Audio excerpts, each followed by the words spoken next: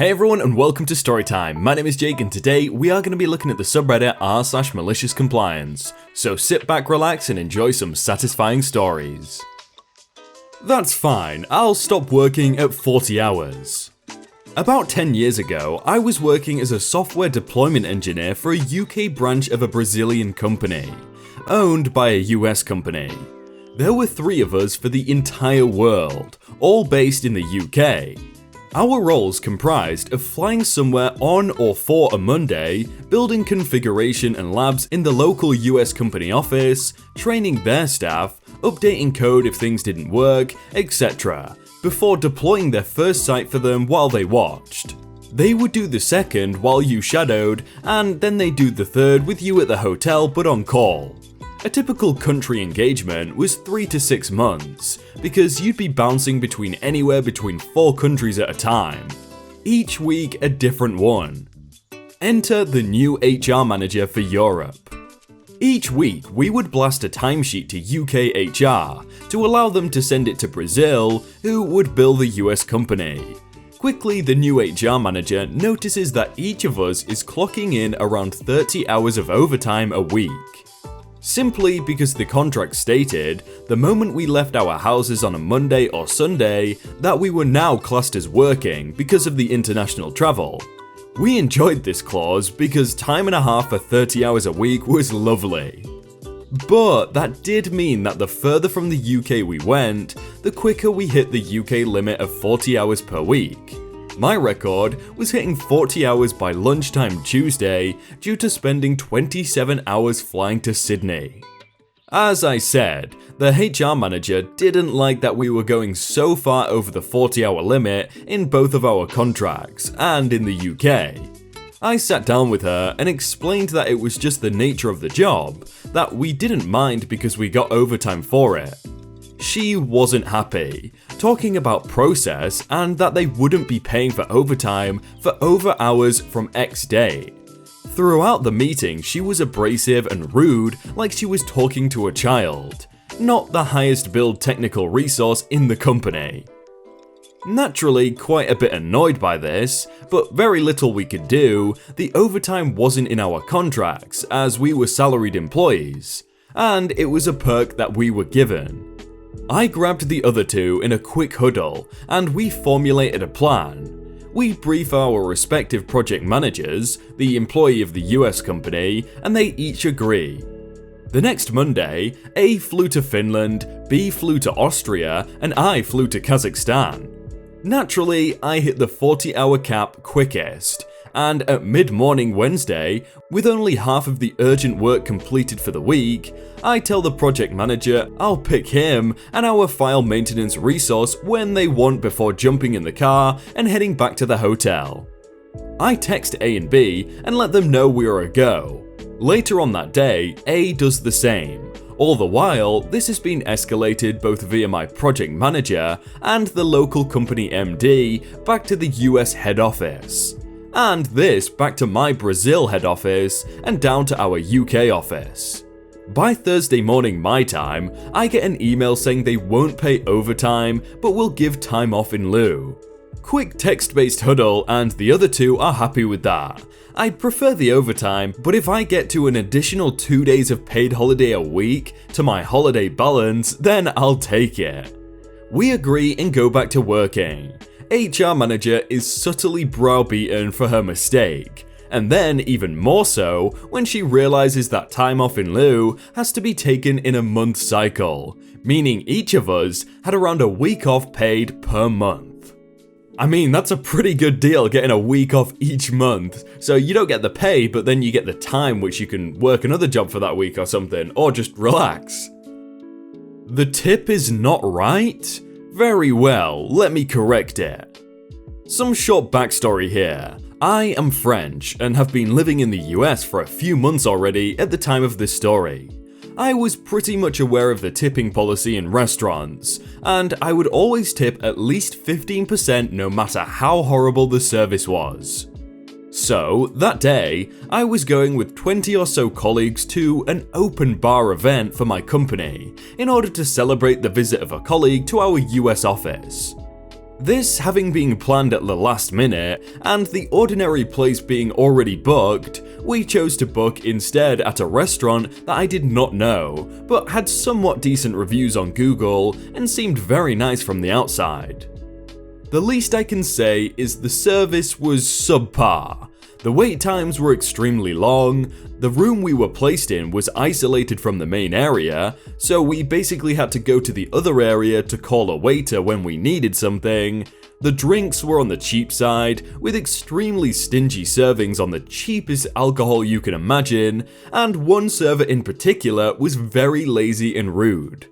I'll skip the details, but it was not the best experience, and we chose never to come into this restaurant again. Comes to the check for a little over $1,000. I will be the one paying with my personal card and filling the paperwork the next day to be refunded by my company.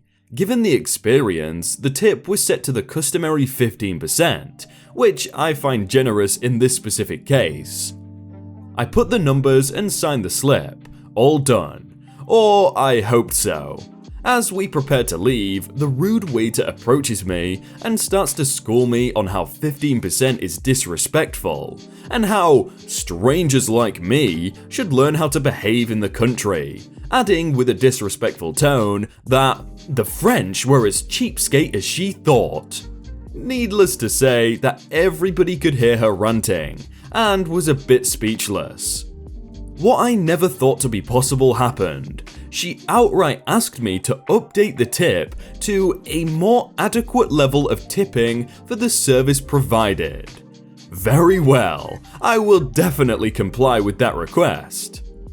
I politely apologize and ask for the receipt to correct it, which I do, changing my 15% to 0%. I take a picture of the receipt for my company paperwork. I then give her back the paper, apologizing that my initial tip was obviously not adequate for the service provided.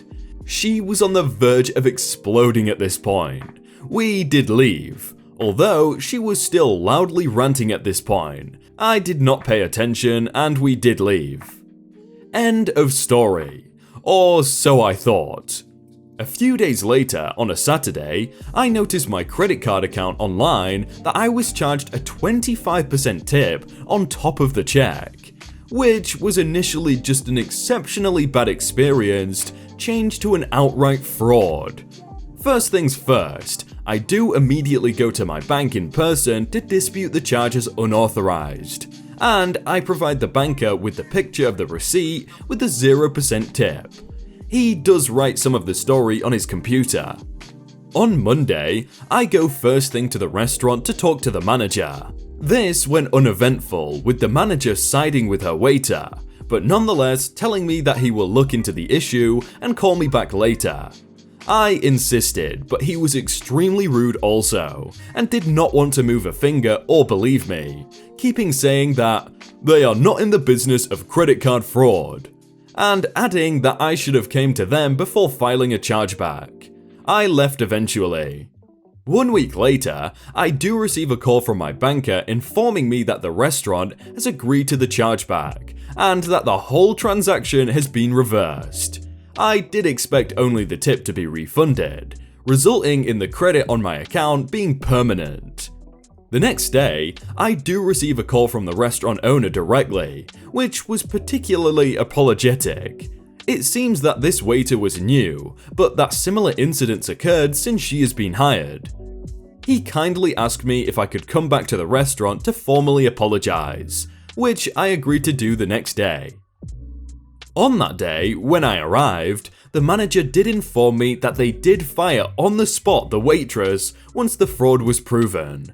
He also did call the manager who received me the first day and asked him to apologize as well, which he reluctantly did. Finally, the owner told me that my next meal there would be on the house.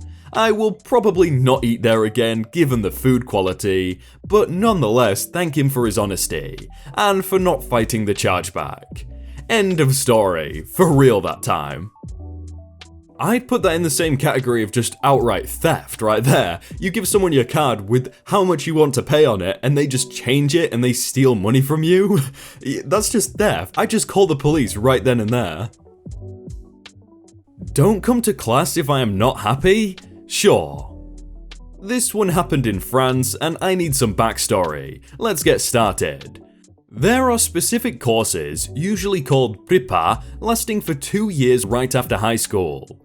These have for sole purpose to prepare students for enrollment in the top universities in the country. Because of the heavy workload, these classes are famous for obliging students to spend their time working instead of enjoying social life. Not a very enjoyable experience for the student, but you usually get out with an excellent level in the topic chosen. Mine was maths. 2 years of very hard work later, I decide that the universities usually targeted at the end of these courses do not offer what I want to do. I want to do computer science. I find the perfect university for me, focusing on my specific interests. I am accepted. Great. What I can say though is that the level of mathematics I had at this point was ways beyond the required one to pass that year. It was nonetheless mandatory, so be it. The promotion is comprised of about 100 students from the prépa, me included, and about 50 more coming from less demanding 2 years of university, DEUG degree at the time. So we go back to the basics. First day maths class. Teacher was rather apathetic, but nothing unheard of. Prépa has its fair share of these. Basics, some class about signal decomposition, nothing very complicated. I am not really listening as this is very basic stuff. From the looks of it, I can say I wasn't alone. Then exercise time. Problem solved in 2 minutes. No big deal. Curious about seeing me finishing it so fast, the teacher comes, has a look over my shoulder and starts yelling at me. What the heck is that? Well, the solution to the problem. You are not solving it the correct way. This is not at all what I taught you. To be fair, in this case, Theorem X is directly applicable and is much more efficient. Stop discussing. You are in my class. I don't care what you learned in previous years. Forget everything and apply what I tell you. Don't try and pretend that you are smart. But this is stupid. If you are not happy about it, the door is open. Sure, let me comply. I did not follow years of studies to forget everything and start over each time a fragile teacher is in the way. I stood up and got out. I never got back again in that class. The university policy on attendance is lax. Although attendance or lack thereof is kept track of, they did not really care about it as long as you pass the final exam. I meet the teacher often in the corridors that year. He would throw cold looks at me, but nothing really out of the ordinary happened. Until a few days before the exam, when he told me, "You will never pass, have fun." What he did not know is that I never attended, but still studied the program, thanks to great friends. Day of the exam, all good. The exam sheet is anonymous, and mixed with other students from other groups. No way for him to tell which copy is mine. Perfect. I got the 3rd highest mark in the whole university, missing 2020 because of a stupid mistake. No big deal.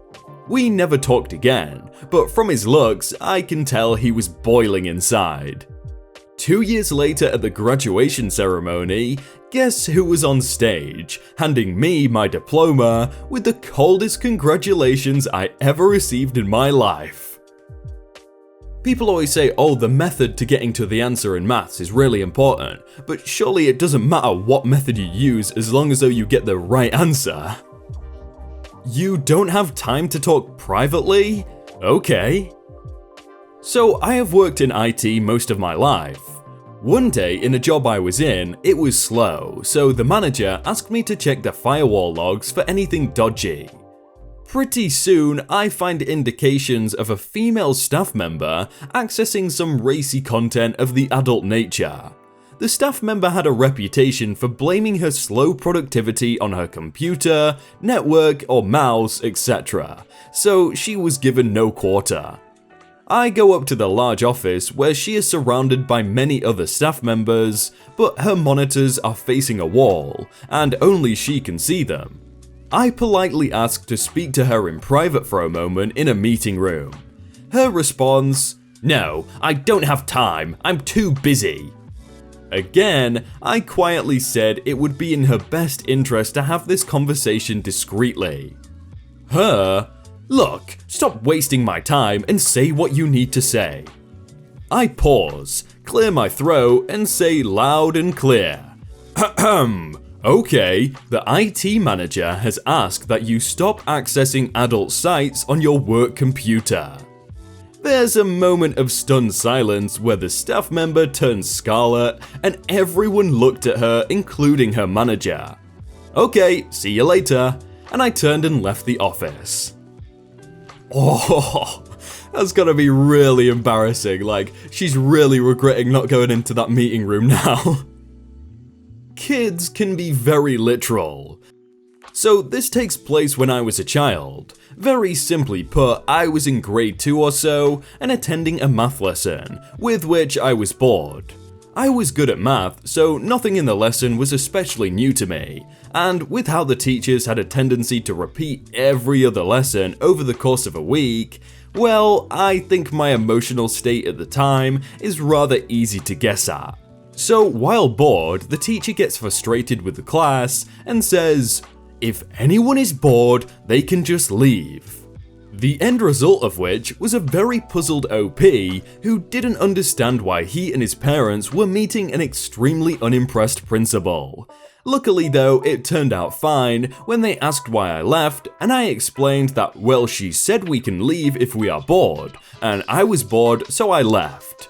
And then when everyone had finished chuckling, we pretty much just left. I bet that teacher learnt their lesson after that though.